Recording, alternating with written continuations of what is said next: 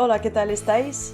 Me llamo Natalia Okuneva y estáis escuchando Criticar es gratis, donde exploramos el mundo que nos rodea a través del pensamiento crítico. Hoy me gustaría compartir con vosotros un planteamiento que creo que os va a gustar, pero aviso, si estáis conduciendo, no os distraigáis, por favor. En biología evolutiva, las escalas de tiempo no se cuentan en años, se cuentan en magnitudes que nos son casi ajenas. Miles de millones, cientos de millones, apenas comprensibles si no las comparamos con algo más concreto. Por eso, en este episodio, vamos a hacer este ejercicio. Imaginad que toda la historia de la vida en la Tierra, desde los primeros compuestos químicos que mostraron un atisbo de organización, hasta nosotros, está comprimida en algo tan familiar como un brazo humano. Vamos a ir por partes y ver dónde en esta escala aparece la vida por primera vez. En qué parte están nuestros favoritos dinosaurios y pulpos y dónde caemos los humanos. Pero primero hablemos de lo que es la vida y cómo se originó según las teorías más populares. Para que exista vida no basta con juntar un montón de moléculas.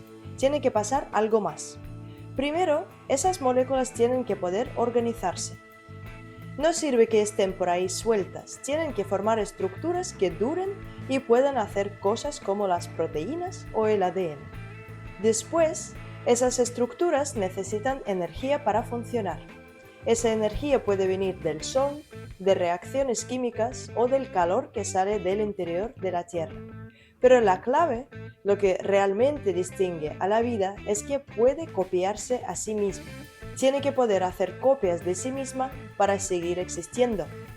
Sin esa capacidad, cualquier cosa que se forme sería solo un accidente que desaparece rápido.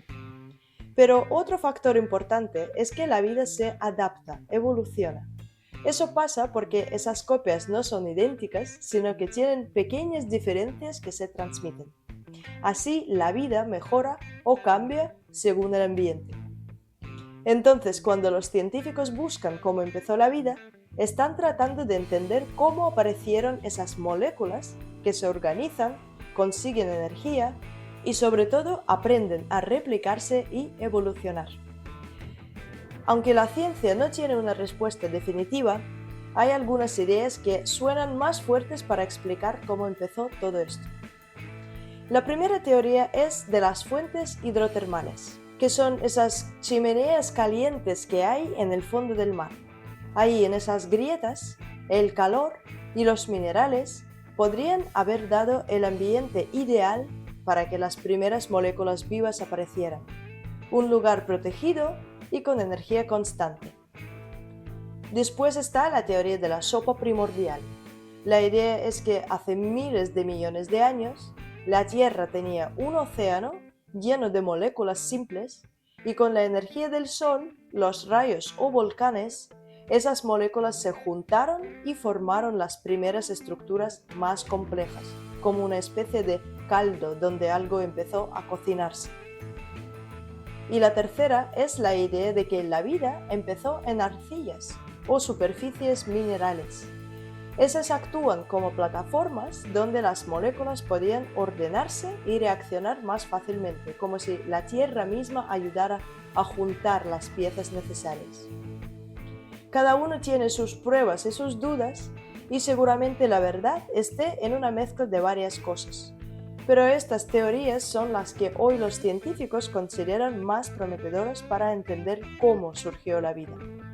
Los que habéis escuchado el episodio sobre las medidas imperiales, sabréis que el cuerpo humano fue una buena base para muchas de ellas. Pues hoy también vamos a usar nuestro cuerpo, pero para entender la evolución. Si el brazo es nuestra línea del tiempo, el hombro sería el punto de partida, hace unos 4.500 millones de años, cuando la Tierra era una bola de roca caliente sin vida. Por mucho tiempo casi no pasó nada que pudiéramos llamar vida. La superficie era inhóspita, con volcanes activos, tormentas eléctricas y una atmósfera diferente a la que respiramos hoy. Las primeras moléculas que mencionamos antes, esas que se organizaban y replicaban, empezaron a aparecer, pero aún no eran organismos vivos. eran como los ladrillos que después formarían la casa. Durante cientos de millones de años, esas moléculas fueron ganando complejidad, poco a poco comenzaron a formar estructuras que podían protegerse y replicarse mejor, pero la vida celular, con membranas y metabolismo, todavía estaba por venir. En ese hombro de nuestra línea del tiempo, todo se movía muy lento, casi invisible para nosotros, pero era la base para lo que después sería posible. Por cierto, si os gusta lo que encontráis en este canal, hay dos maneras de transmitirlo y de paso ayudarme a crear más contenido como este. Una es la suscripción. Es gratis para vosotros, pero ayuda a que este canal crezca. Y la otra es nueva para mí. He creado una cuenta en un sistema que se llama Buy Me a Coffee, literalmente invítame a un café, donde podéis dejar algo como una propina y la cantidad depende de vosotros. Mi objetivo por ahora es empezar a armar un equipo de grabación mejor y todas las ayudas cuentan. Pero volvamos a nuestro brazo evolutivo. Después del hombro llegamos a lo que podríamos llamar la parte alta del brazo. Aquí es donde aparece la vida celular hace aproximadamente 3.500 millones de años. Los primeros organismos eran bacterias y arqueas, células muy simples, sin núcleo, que vivían en ambientes variados, desde aguas profundas hasta lugares con mucho calor o incluso sin oxígeno. Durante muchísimo tiempo, esta vida unicelular dominó el planeta. Sin embargo, a pesar de ser simples, estas células fueron evolucionando y diversificándose. Así sucede una de las cosas más importantes, la aparición de la fotosíntesis, un proceso que convirtió la luz del sol en energía y como resultado liberó oxígeno en la atmósfera. Ese cambio tuvo un impacto gigantesco porque el oxígeno permitió que se formaran organismos más complejos y cambió la química de la Tierra para siempre. Durante miles de millones de años, la vida siguió en su mayoría microscópica y unicelular, pero la atmósfera y el planeta se preparaban para algo más. Si seguimos bajando por el brazo, hasta la muñeca no vamos a encontrar nada nuevo. Pensad en ello, mirad vuestro brazo si queréis. Nada de nada. Pero un poco antes de la muñeca las cosas empiezan a acelerarse un poco más en términos evolutivos, hace unos 600 millones de años. En esta etapa aparece la vida multicelular. Ya no son solo células sueltas, sino grupos de células que trabajan juntas, especializándose para diferentes funciones. Esto abrió la puerta a organismos más complejos, con tejidos, órganos y sistemas. Y en la muñeca pasa algo. Es el momento de la explosión cámbrica, hace unos 540 millones de años.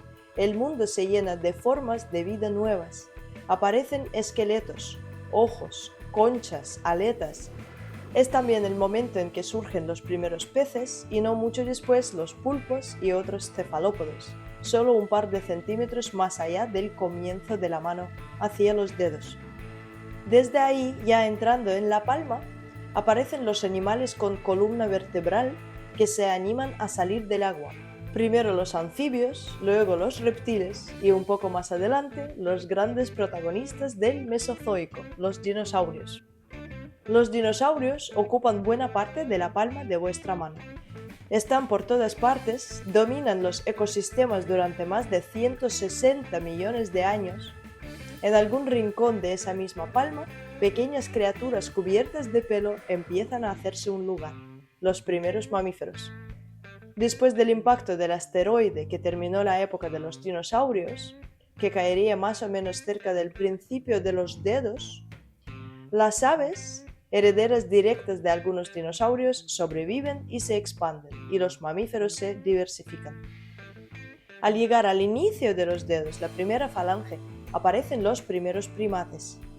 Y en la tercera falange, Homo habilis, Homo erectus y todos los que vendrán. Y en la última, Homo sapiens, nosotros.